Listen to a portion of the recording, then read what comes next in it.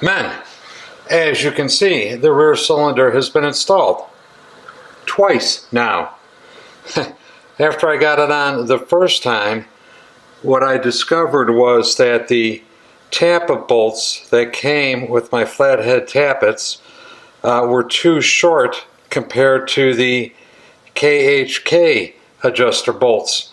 With the cylinders being taller than a regular K, or for a flathead for that matter, a 45 flathead, it stands to reason you need longer adjusting bolts. So I figured that out after I put the cylinder on. Of course, took it off, put the right bolts in, and we're ready to move on to number 1. Alright, we're going to put some pistons in. What I decided to go with are these little gems.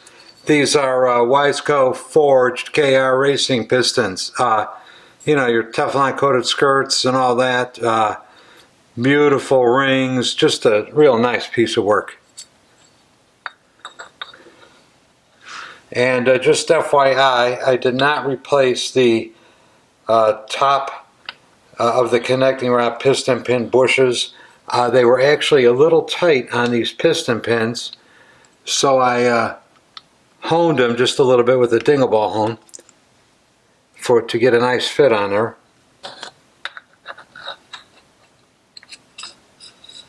Beautiful. And here's where I hopefully don't drop the clip into the crankcase.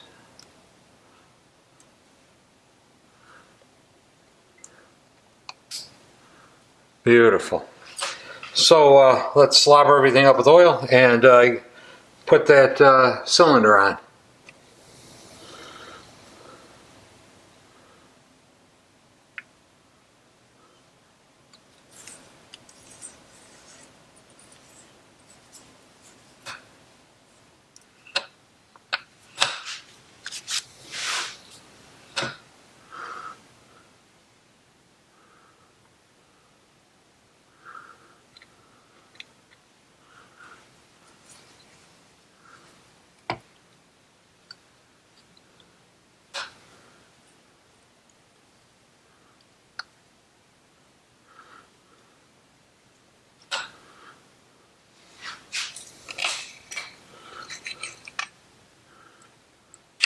Okay, the ring gaps are staggered.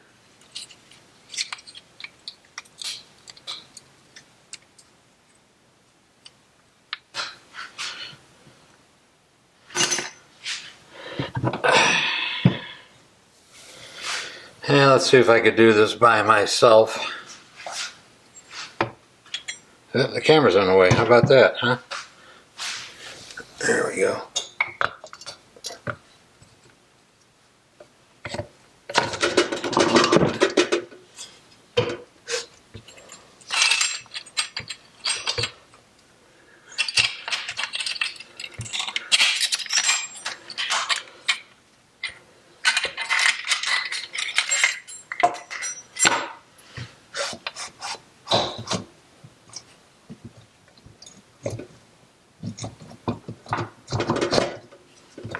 Beautiful.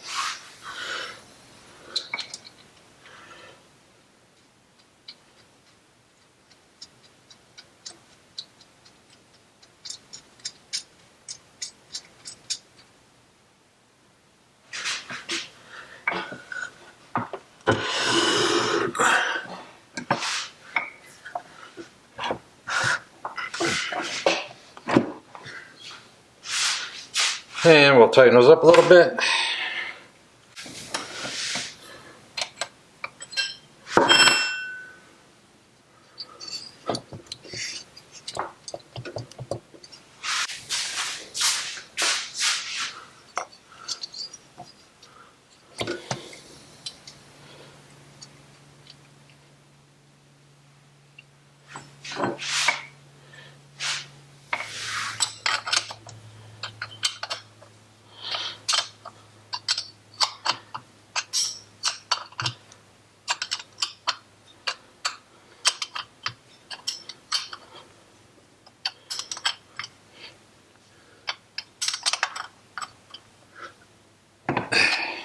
Okay, jugs are tight.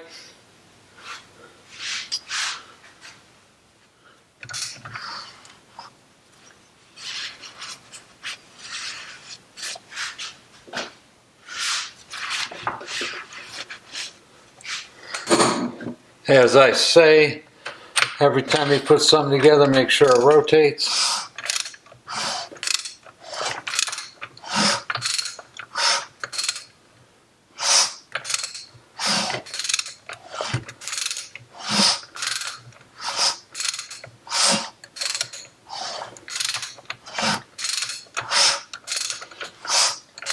And that's good.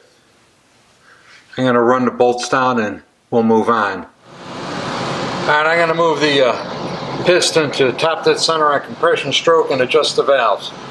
So, we will...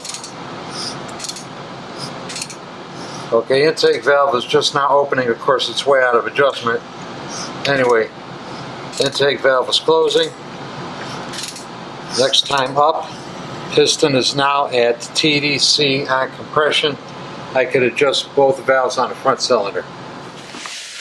The handy dandy rider's handbook covers adjusting the tappets, and it tells you intake is 4 to 5 thou and exhaust is 10 to 11.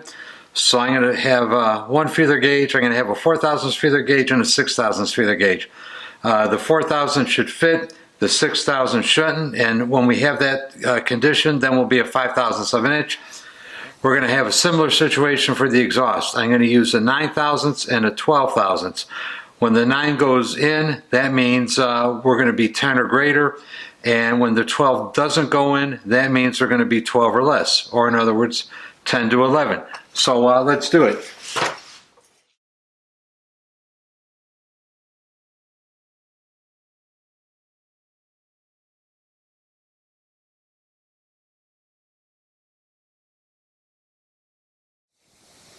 And that's tight. All right, valves are adjusted. We could collapse the covers down. There's O-rings up in the top of the covers, and there's a gasket down on the bottom.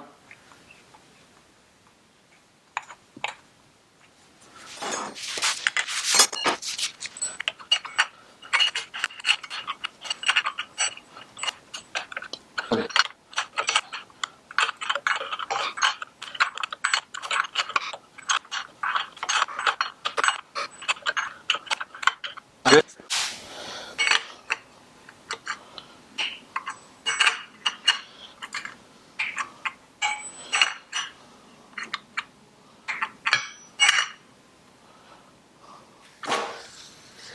All right, let's move our front cylinder up to firing position. Intake is open. Intake closed. Coming up now to firing position. Okay, line is in the window. This is the full advanced position, and man, it is not much. That cylinder is, that piston is nearly at TDC.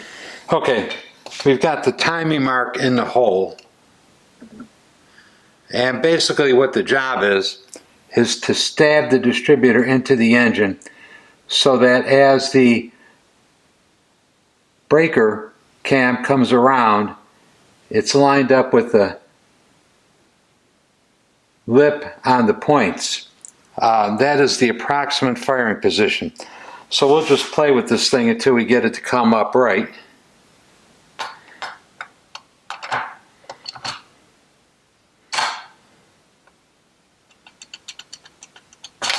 Move it back about a tooth's worth. Ooh, perfect. Let's take a look at that. Okay, right there you got a little notch at the high point of the narrow lobe lined up with a little lip on the point breaker. That is the approximate timing point. As long as you don't unmesh it, well, you'll never have to remesh it. While the distributor was out of the engine, I set the point cap because it's easier to do when you don't have to fool around with the motor. So we're just going to snug it down right about there, and then we'll do a little fine tuning. When I took this motor apart, there was a bent washer down in here holding the distributor time. This is what's supposed to be down in there. Easy enough to make. I happen to have when I pulled it off of one of my motors.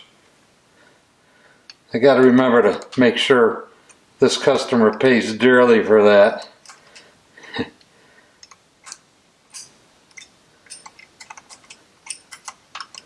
And another FYI, these screws that go in here are number 12s. The cam cover is threaded for number 12. They're available commercially. A little bit hard to find. You know, don't drill them out to 1/4 inch because there's precious little room to work in here anyway.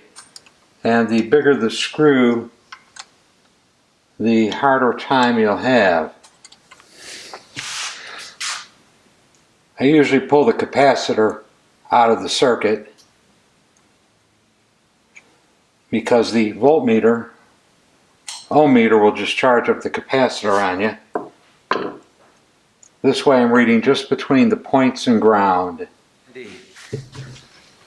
Once again, the handy dandy rider's book tells you how to set the timing. It does have to be set in the full advance mark. The piston has to be 15/64 before top dead center, and my calibrated eyeball says yeah, because 15/64 is about 1/4 inch, so we're right about there. The only tricky part of this is holding the cam in the full advance position while you're turning the distributor base. They're closed right now, and the little mark is just about dead nuts lined up with the little finger on the point assembly. So I'll turn the distributor until they open. Right there they open. And boy, I'll tell you, that is pretty much exactly where the little notch lines up with the finger on the points. So we're going to tighten it down right there, and we're going to call that good. This project is rapidly spiraling to a close. Just about the last thing I have to do here is put these heads on. And we're just going to talk briefly about it. The part numbers of these heads end in 52. I've talked to some people, and supposedly these heads are for 52 to 53. The engine, of course, is a 55. There's another part number of head that ends in 54, which should be the heads that are actually installed on this engine. I've been led to believe, or I've been told, that the shape of the ports is significantly different on the 54s. Well, I say ports, but actually the relief pockets for the valves. And this is a KHK to take full advantage of the extra displacement, the hotter cams, and such. Those other heads are probably pretty desirable. They are, of course, made out of unobtainium. This head has a big crack in it, and whereas the previous mechanic wrenching on this thing circled it in black, I've circled it in red. And I think I'm going to do the same thing he did, is I'm just going to put it back together. I've got the old head bolts, of course, and I think I'm just going to install these things and just give them a little snug just to protect the rest of the engine. The way I work with this particular owner and customer is I do the engines, you know, he builds the chassis and puts the engine in. 2 years later I get the bike back and he says make it go. As simple as these are to take off and on, I think I'm just going to loosely install the head bolts and put these on to protect the cylinders and the pistons and the valves. And he's got 2 years to find a set. You know, I don't know for sure whether I could weld this without fucking it up. I know that right now if you bolted these onto the engine, the engine would probably run just fine. Probably down a little low on power, but it'd probably run just fine. And of course, the first thing I do when I'm welding something like this is to gouge it all out to get to the bottom of the crack. At that point, the head would be pretty much unusable, because I suspect I'm going to be, down halfway to 2/3 of the way, or maybe 3/4 of the way through the thickness. Not to mention what that's going to do for, increasing the clearance volume and lowering the compression. Plus the fact that it's nearly irreplaceable. So I really don't want to fuck with this if I don't have to, unless I have a plan B. When I'm building these motors, I always have a plan B or a plan C in case plan A doesn't work out real well. And there is no plan B for these parts. If I were a better welder, maybe I would give it a go. I'm just a little scared of fucking up something that can't be replaced. So we're going to bolt these on as is, loosely bolt them on, give this machine back to the owner, and we're going to very shortly call this done. So let's bolt these puppies on.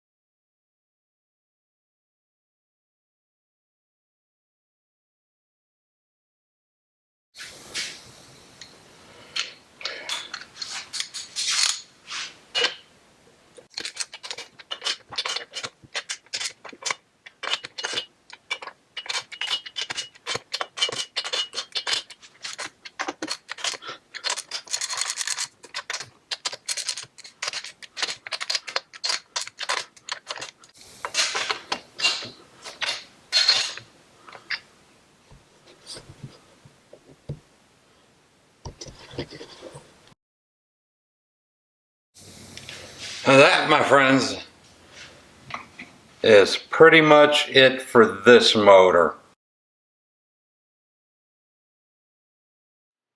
Men, and I use determine a manly way today.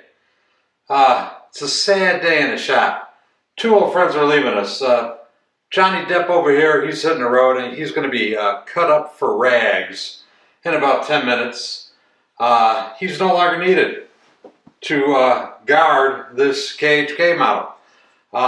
The owner's coming to pick this thing up any time here today, so it's a leave in the shop. It's a sad day. This was a very fun project for me. I really enjoyed working on this thing. Very interesting, very unusual, a rare old piece of Harley dumb, something that most of us will never run across in our lives. Just a FYI on this engine, I did find some official stats from Harley. They made just 449 KHKs. If there's 200 intact examples in the world today, I would be greatly surprised. It should run great. I know a couple of viewers are going to be disappointed that they don't get to see it go, but it's not mine. The owner wants it back. He's going to put it in a chassis, and if I'm lucky, in a couple of years he'll have it ready, and he'll be bringing it back to me, and I'll hook up the wiring, the oil lines, fuel line, do the tune-up on it, get it running, and hopefully it'll begin its second career on the road again. At least a little bit on the road. Most of the time it's going to be sitting around in his very well-stocked garage. But anyway, this is done. It's done. Hate to see it go. I'll miss kind of having it around. I really don't want to give it back to the guy, but I kind of have to. Thanks for watching the series. I hope you all enjoyed it. Anyway, I am out of here. We'll see you later. Thanks. Bye.